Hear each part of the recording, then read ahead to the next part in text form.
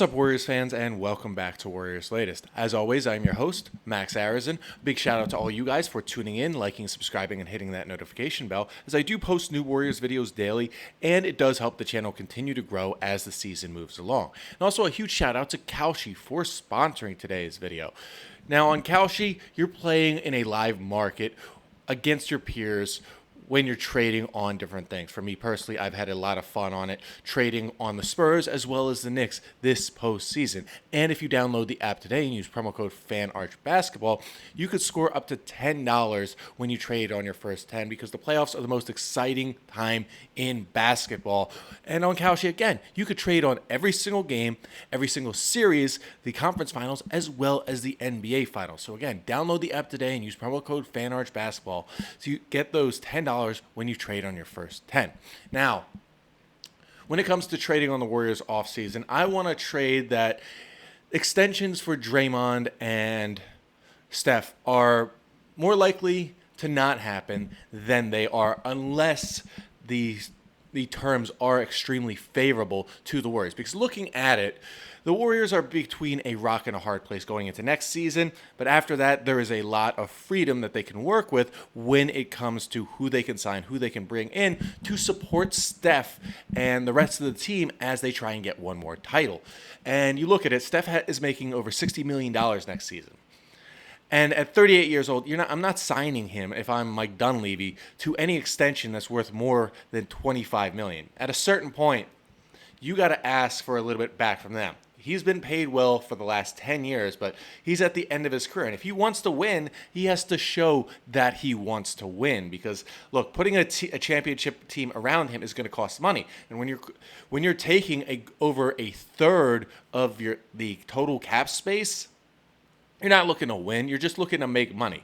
And for Draymond, yes, he is making like nearly $30 million this year. He should be able to decline and sign to get that extension. Hopefully it is more favorable, but if he's not willing to do that, wait until next season and see how you can rebuild with only 3 players on the roster. I looked at it. It's only Moses Moody, Will Richard, and I can't remember the third guy, but there are only 3 guys that are under contract past next season, giving the Warriors a lot of room to work with. And if Steph and Draymond are willing to take significant pay cuts, they could put a championship team together.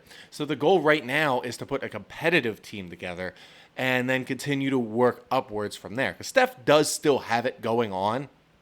Draymond a little less so, but he's got to be willing to work with the team in order to put them in a premier spot in order to compete for an NBA championship. Because if they can't compete for a real NBA championship, you have to sell off. You have to sell high on Steph. You have to sell at least somewhat high on Draymond. You got to move Jimmy Butler to sort of retool and rebuild for the future, gaining future draft assets. Though those draft assets may not be as valuable as we originally thought, based off of proposals to change in the lottery system. But that's a conversation for later. Now, when it comes to who the Dubs are looking to draft, they're working out a lot of different guys. I was looking earlier today, and the Dubs were looking at a guy from Vanderbilt. Let me get this up. They were looking at Dylan Mitchell, Trey Donaldson, and Tyler Nickel.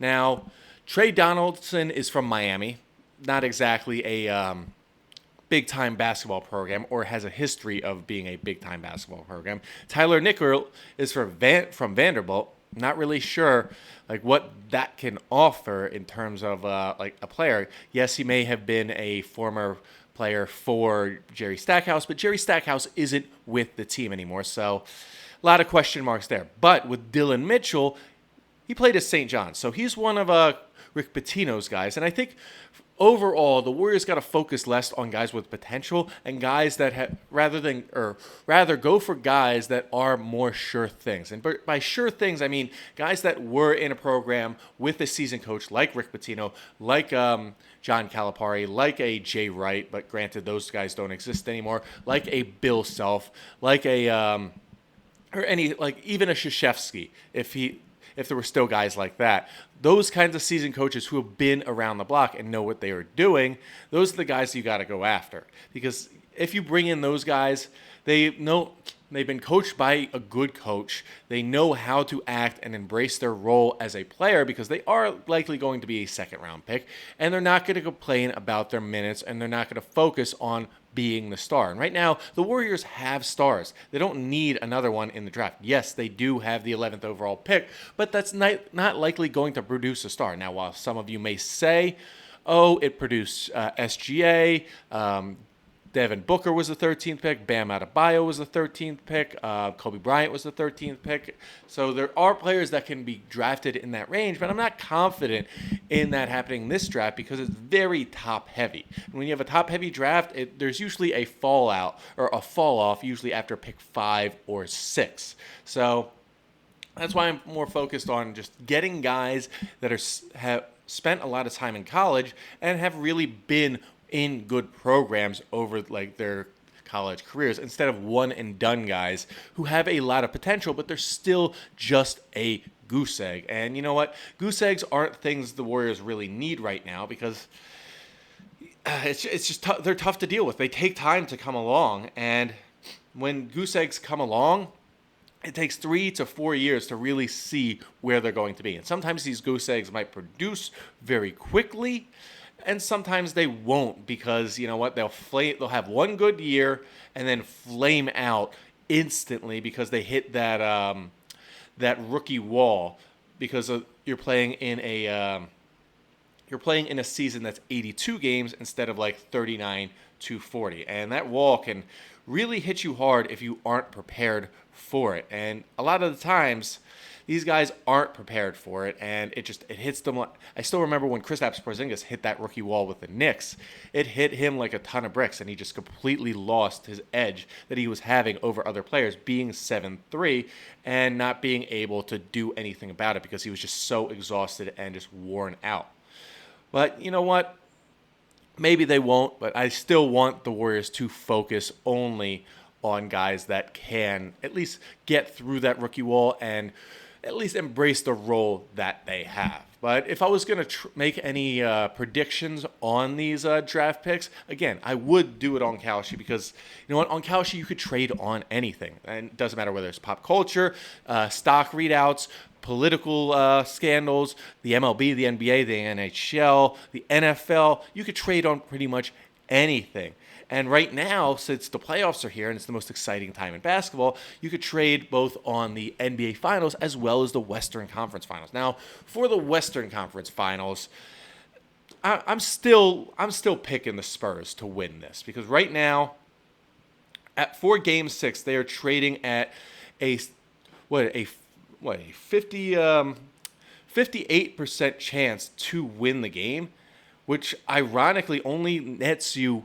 They're trading at a 58% chance to win Game 6. And you know what? I still take that. And a trade of $100 will net you $165 if they win. And I think they are going to win, so that is a good pick to have. Now, when it comes to the NBA championship, I thought that was a little more interesting because the numbers have changed a lot in real time. And looking at this futures trade, right now the Knicks are trading at 29% to win the NBA title, meaning a $100 trade will net you $328 if you trade right now. So I'm definitely going to have to pick the Knicks with this one because of how well they can do, especially with that 29% payout. Now with the Spurs, I was actually even more impressed. If you trade $100 right now on the Spurs, you could get a payout of $629 if they win. So those are both very good predictions because I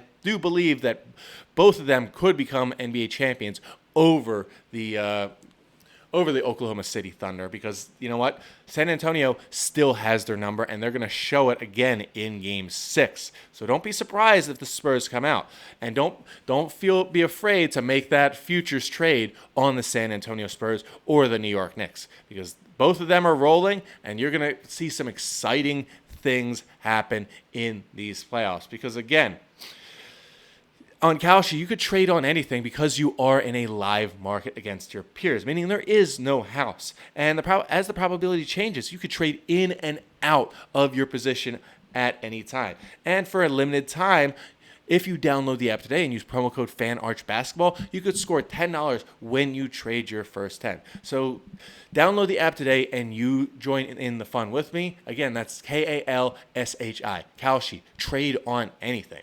Now, when it comes to predictions that I think may or may not happen, this was one I didn't even see coming.